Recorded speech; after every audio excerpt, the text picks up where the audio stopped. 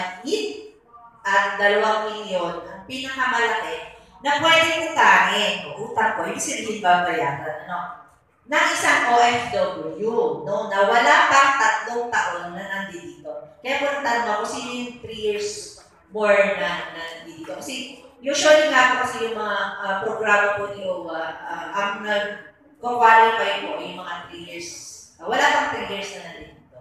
So, kagaya po ng loan program namin, ang pwede po maka-avail po dito ay yung mga wala pa 3 taon na nandito.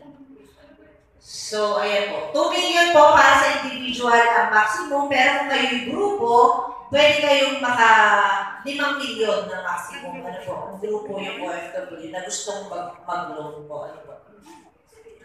Partner po dito namin dito ay land bank. Yung land bank tsaka OWA. So, sino po yung mga pwedeng mangutang? So, syempre po, yung mga eligible na OWA member. Kahit po hindi na active, basta wala pa silang 3 taon na nandito, so pwede pa pong mangutang. Ano po?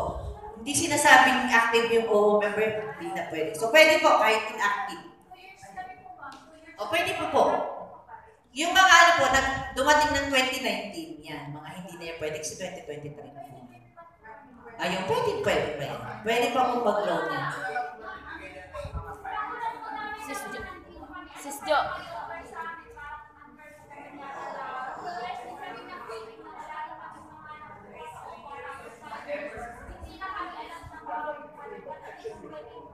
Ayun, tanongin na ate, para doon sa mga lampas na ng 3 taon. Actually kasi, sa totoo lang po, wala na po talaga kami pa i-offer doon sa mga lampas na ng 3 taon.